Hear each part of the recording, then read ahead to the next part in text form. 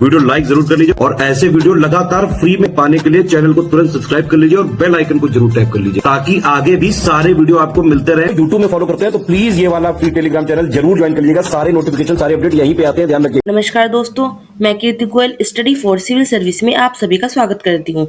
जो भी बच्चे यूपीपीसीएस एग्जाम की प्रिपरेशन कर रहे हैं वो स्टडी फॉर सिविल सर्विस का पेड कोर्स ज्वाइन करके कंप्लीट प्री प्लस मेंस की तैयारी कर सकते हैं। ज़्यादा जानकारी के लिए डिस्क्रिप्शन बॉक्स में जो नंबर दिए गए हैं उन पर मैसेज करके आप जानकारी ले सकते हैं या आप स्टडी फॉर सिविल सर्विस का ऐप डाउनलोड करके वहाँ से कोई भी कोर्स परचेज कर सकते हैं। तो आज जैसे कि आपको पता है यूपीपीसीएस प्री 2025 अक्टूबर में होने वाला है, तो सबसे ज़्यादा जो वेटेज रहता है वो करंट अफेयर्स का रहता है, इसलिए मैंने आपके लिए करंट अफेयर्स की सीरीज स्टार्ट की है। तो आज हमारा जो ये लेक्चर है ये आई थिंक 15 लेक्चर है। इससे पहले के जो है लेक्चर मैंने ले लिया, आप जाके माई चैनल पर देख सकते हो। तो चलिए बिना देरी किए करते हैं हम आज का लेक्चर स्टार्ट। आज का हम क्वेश्चन देखते हैं।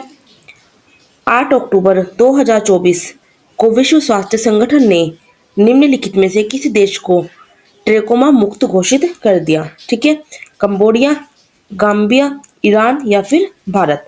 तो यहाँ पे अगर हम सही आंसर की बात करते हैं तो सही आंसर हो जाएगा ऑप्शन डी, भारत। भारत ने क्या किया है?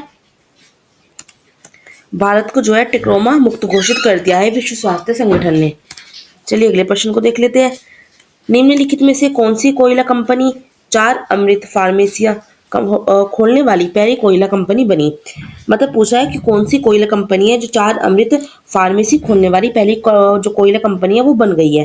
तो यहाँ पे अगर हम सही आंसर की बात करते हैं ये ऑप्शन डी बिल्कुल सही हो जाएगा, साउथ ईस्टर्न कोलफील्ड्स लिमिटेड, मतलब SECL। ठीक है, साउथ ईस्टर्न कोलफील्ड्स लिमिटेड, ये क्या है? ये पहली कोयला कंपनी बन गई है।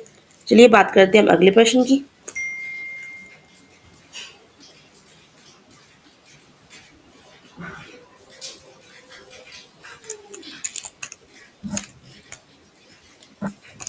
उत्तर प्रदेश के किस जिले में देश का पहला हिंदी साहित्य भाषा संग्रहालय जो है स्थापित किया जाएगा? लखनऊ, वाराणसी, अयोध्या या फिर गोरखपुर। तो यहाँ पे बात करते हैं वाराणसी जो है आंसर बिल्कुल सही जाएगा। जो उत्तर प्रदेश की जो वाराणसी जिला है उसमें देश का पहला हिंदी साहित्य भाषा संग्रहालय जो है स्थापित किया जाएगा। चलिए हम अगले प्रश्न को देख लेते हैं। केंद्रीय मंत्री श्री नितिन गडकरी ने 18 सितंबर 2024 को छत्तीसगढ़ के किस जिले में स्थित काठिया गांव में विश्व का सबसे ऊंचा बांस टावर का उद्घाटन किया? जो बांस टावर है उसका उद्घाटन किया और पूछा है कि किस जिले में? बेमेतरा, रायगढ़, बीजापुर या फिर जशपुर। तो यहाँ पे अगर हम सही आंसर की बात करते हैं ऑप्शन ए बिल्कुल सही हो जाता है। बेमेतरा जो है वहाँ पे जो है नितिन गडकरी ने 18 सितंबर 2024 को छत्तीसगढ़ का जो ये क्या है एक जिला है, ठीक है, उसमें कठिया गांव में विश्व का सबसे ऊंचा बांस टावर जो है स्थित किया है, इनका उद्घाटन किया है। ठीक है ना। चलिए अगले प्रश्न को देख लेते हैं। निम्नलिखित में से कौन से देश ने विश्व में पहली बार देश के सभी स्तरों के न्यायाधीशों के चुनाव के लिए वोटिंग प्रक्रिया शुरू की? अमेरिका, यूक्रेन, मोरक्को या फिर मैक्सिको। तो यहाँ पर सही आंसर हो जाएगा ऑप्शन डी, मैक्सिको। ठीक है, तो मैक्सिको देश ने विश्व में पहली बार देश के सभी स्तरों के न्यायाधीशों के चुनाव के लिए वोटिंग प्रक्रिया शुरू की है। अगले प्रश्न को देखते हैं। निम्नलिखित में से जो है कौन सा राज्य नीति आयोग का जो महिला उद्यमिता मंच अध्याय पाने वाला पहला राज्य बना? तेलंगाना, तमिलनाडु, कर्नाटक या फिर केरल। तो यहाँ पे बात करते हैं ऑप्शन ए बिल्कुल सही हो जाएगा, तेलंगाना। तो तेलंगाना जो राज्य है वो नीति आयोग का महिला उद्यमिता मंच अध्याय पाने वाला पहला राज्य बन गया है।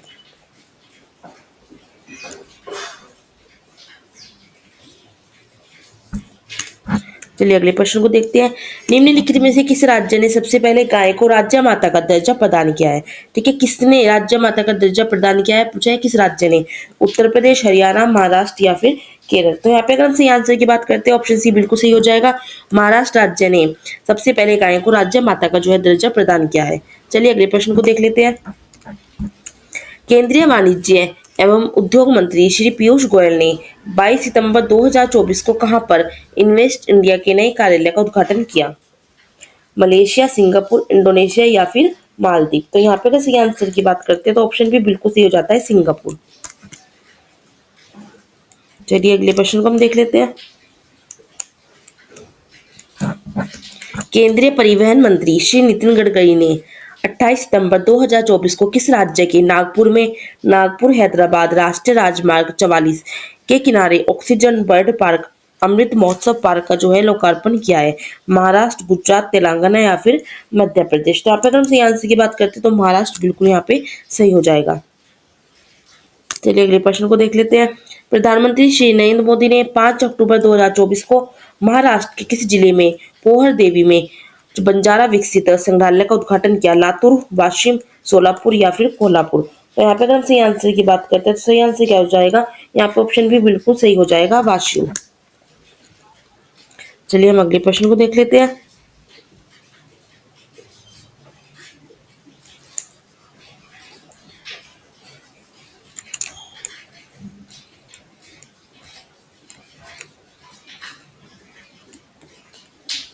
एक मिनट वेट कीजिए।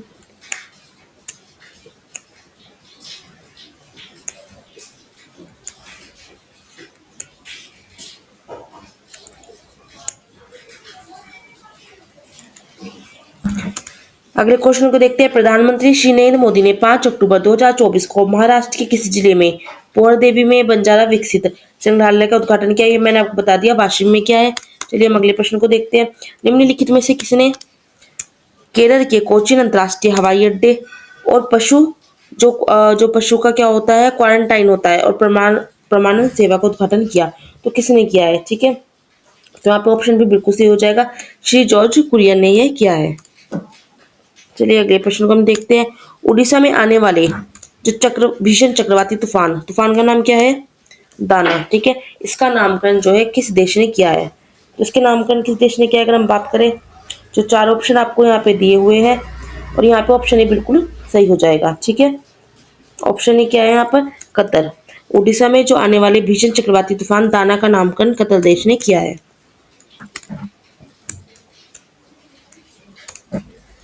मनकीड़िया समुदाय ओडिशा में वनों पर आवास अधिकार पाने वाला कौन सा विशेष रूप से कमजोर जनजातीय समूह बन गया है? पहला, तीसरा, पांचवा या छठा? तो आप अगर हम सही आंसर की बात करते हैं तो ऑप्शन डी बिल्कुल सही हो जाता है, छठा देश यहाँ पे बन गया है।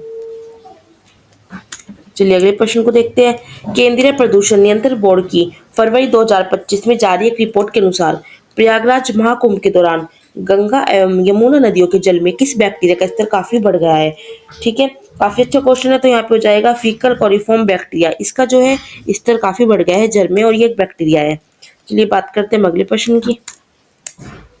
नासा के अनुसार किस देश में स्थित थ्री गॉर्जस डैम ने पृथ्वी के घूमने की गति को प्रभावित किया था? कनाडा, चीन, रूस या फिर भारत? तो यहाँ पे सही आंसर जाएगा ऑप्शन बी, चीन। ठीक है, नासा के अनुसार चीन देश में स्थित जो थ्री गॉर्जस डैम है उसने पृथ्वी के घूमने की गति को प्रभावित किया था। अगले प्रश्न को देखते हैं।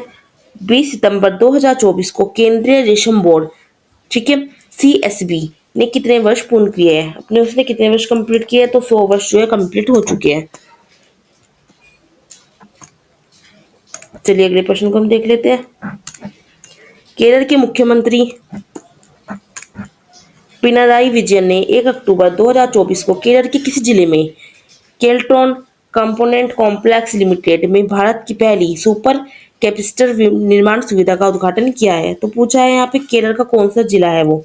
तो आप अगर सही आंसर की बात करते हैं कन्नौज बिल्कुल सही हो जाएगा, ऑप्शन डी। चलिए अगले हम प्रश्न को देख लेते हैं।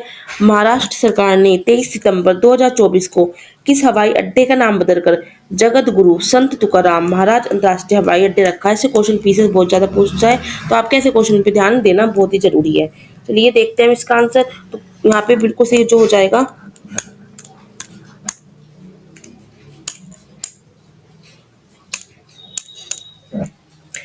यहाँ पे हम सही आंसर की बात करते हैं ऑप्शन सी बिल्कुल सही हो जाता है, पुणे अंतर्राष्ट्रीय हवाई अड्डा। ठीक है, तो महाराष्ट्र सरकार ने क्या किया है, इस हवाई अड्डे का नाम बदल के जगत गुरु संत तुकाराम महाराज अंतर्राष्ट्रीय हवाई अड्डा रख दिया है। चलिए अगले प्रश्न को हम देख लेते हैं। निम्नलिखित में से कौन भारतीय प्रौद्योगिक संस्थान वर्ष 2025 तक दुबई में अंतर्राष्ट्रीय अनुसंधान केंद्र IITM ग्लोबल दुबई सेंटर शुरू करेगा? तो वो कौन सा भारतीय प्रौद्योगिक संस्थान है? तो यहाँ पे अगर हम सही आंसर की बात करते हैं ऑप्शन ए बिल्कुल सही हो जाता है। यहाँ पे भारतीय प्रौद्योगिक संस्थान मद्रास जो है इस सेंटर की जो है शुरुआत करेगा। चलिए अगले प्रश्न को देखते हैं। केंद्रीय मंत्रिमंडल ने 9 अक्टूबर 2024 को भारत के किस राज्य के लोथर में राष्ट्रीय समुद्र विरासत परिसर इसके विकास को मंजूरी दी है? गुजरात, महाराष्ट्र, उत्तर प्रदेश या फिर मध्य प्रदेश। तो यहाँ पे सी आंसर की बात करते हैं, ऑप्शन यहाँ पे बिल्कुल सही हो जाता है। गुजरात राज्य ने क्या किया है, लोथर में राष्ट्रीय समुद्री विरासत परिसर, इसके विकास को मंजूरी दे दी है। किसने? गुजरात ने। चलिए अगले प्रश्न को हम देखते हैं। प्रधानमंत्री श्री नरेंद्र मोदी ने 26 सितंबर 2024 को राष्ट्रीय सुपर कंप्यूटिंग मिशन के तहत स्वदेशी रूप से विकसित कितने परम रुद्र सुपर कंप्यूटर लॉन्च किए हैं? तो यहाँ पे हम सही आंसर की बात करते हैं, ऑप्शन सी बिल्कुल सही हो जाता है। तो जो प्रधानमंत्री नरेंद्र मोदी है, इन्होंने 26 सितंबर 2024 को राष्ट्रीय सुपर कंप्यूटिंग मिशन के तहत स्वदेशी रूप से जो विकसित परम रुद्र सुपर कंप्यूटर है वो 3 लॉन्च किए हैं। चलिए अब हम अगले प्रश्न को देख लेते हैं।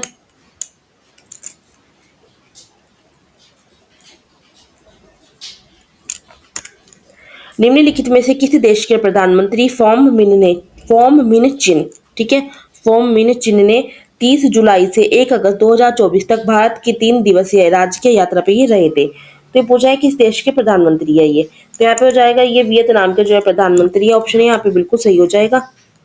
चलिए अगले प्रश्न को हम देख लेते हैं। निम्नलिखित में से किस राज्य सरकार ने 23 जुलाई 2024 को निगम स्वास्थ्य नगरम परियोजना के तहत, कौन सी परियोजना है? स्वास्थ्य नगरम परियोजना के तहत टीबी मुक्त नगर पालिकाओं के लिए हैदराबाद में स्वास्थ्य नगरम मॉडल शुरू किया था, ठीक है। तो यहाँ पे अगर से आंसर की बात करते हैं, ये क्या है? तो तेलंगाना राज्य की सरकार ने यह जो शुरू किया है।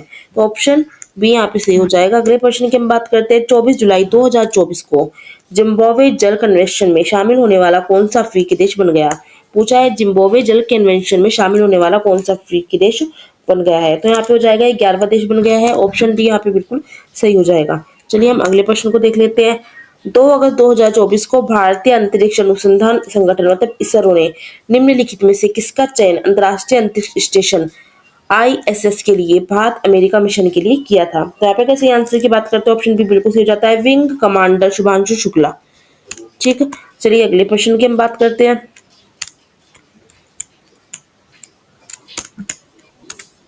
निम्नलिखित में से कौन सा देश कैरेबियन समुदाय कैरिकॉम का छठा सहयोगी सदस्य बना था?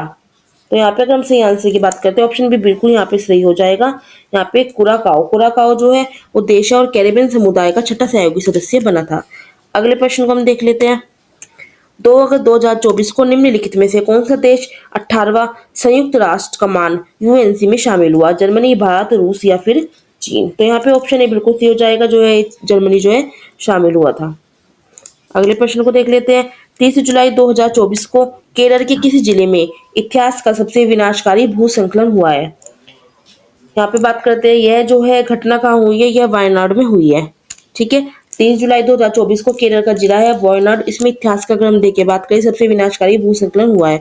चलिए अगले प्रश्न को देख लेते हैं। Indo American chamber of commerce ने 8 अगस्त 2024 को भारत के किस शहर में अपना पहला IACC-MSME उत्कृष्टता केंद्र का उद्घाटन किया? तो यहाँ पे हम सही आंसर की बात करते हैं, ऑप्शन डी बिल्कुल सही हो जाता है, यहाँ पर अहमदाबाद। चलिए अगले प्रश्न को देख लेते हैं। 16 अगस्त 2024 को निम्नलिखित में से किसने Nifty top 10 equal weight index पर आधारित इंडिया की पहली म्यूचुअल फंड स्कीम लॉन्च की है? तो यहाँ पे 4 ऑप्शन दिए गए हैं, और अगर हम यहाँ पे बात करते हैं तो ऑप्शन बी बिल्कुल सही हो जाता है, यहाँ पर DSP म्यूचुअल फंड, ठीक है।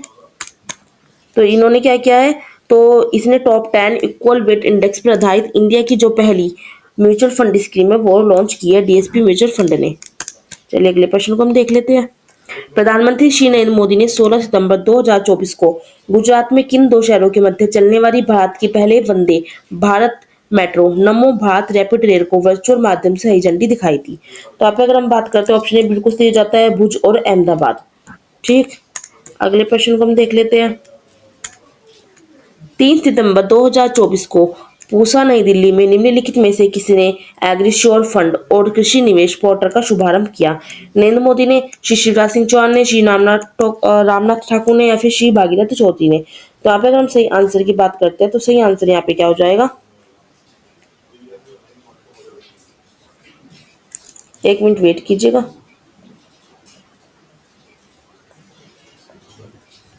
चलिए हम बात करें इस क्वेश्चन की, तो यहाँ पे सही आंसर हो जाएगा ऑप्शन बी, श्री शिवराज सिंह चौहान ने क्या किया है, नई दिल्ली में जो है एग्रीश्योर फंड और जो कृषि निवेश पोर्टल है इसका शुभारंभ किया है श्री शिवराज सिंह चौहान ने। चलिए अगले प्रश्न को देखते हैं। 6 सितंबर 2024 को निम्नलिखित में से किसने विज्ञान एवं प्रौद्योगिकी विभाग की पहल के 8 वर्ष पूरे होने के उपलक्ष्य में आईआईटी दिल्ली से 8 नए निधि आईटीबीआई का उद्घाटन किया और डीएसटी निधि वेबसाइट जो है लॉन्च की है? तो पूछा है किसने, श्री अमित शाह ने, श्री अश्विनी वैष्णव ने, श्री जितेंद्र प्रसाद ने या फिर डॉक्टर जितेंद्र सिंह ने। तो इन चारों ऑप्शन में से कौन सा सही हो जाएगा? ऑप्शन डी बिल्कुल सही हो जाएगा, डॉक्टर जितेंद्र सिंह। ठीक है, तो आज का हम अपना लेक्चर यहीं पे समाप्त करते हैं। अगले लेक्चर में मैं आपके लिए आगे के क्वेश्चन लेके आऊंगी। जैसे कि आपको पता है 500 क्वेश्चन के करंट अफेयर्स की सीरीज चला रखी है, पीसीएस एग्जाम जैसे कि आने वाला है, तो हमारे यहाँ 412 क्वेश्चन कंप्लीट हो गए हैं। ठीक है, शायद 1 या 2 लेक्चर और होगा और करंट अफेयर्स वाले कंप्लीट हो जाएंगे। फिर मैं आगे जो आपको हमारी हिस्ट्री की लेक्चर चल रहे थे वही आपको कंप्लीट कराऊंगी। और अगर आप पीसीएस, आरओ, बीईओ, यूपीएसआई, एलटीकेट की कंप्लीट सिलेक्शन तक की तैयारी करना चाहते हैं तो सिर्फ और सिर्फ स्टडी फॉर सिविल सर्विस का पेड कोर्स ज्वाइन करके अगर आपने एग्जाम तक स्ट्रिक्टली फॉलो कर लिया तो आपका सिलेक्शन आराम से हो सकता है। तो अपनी बेहतरीन तैयारी और सुनिश्चित सफलता के लिए ज्वाइन करिए सिर्फ और सिर्फ स्टडी फॉर सिविल सर्विस।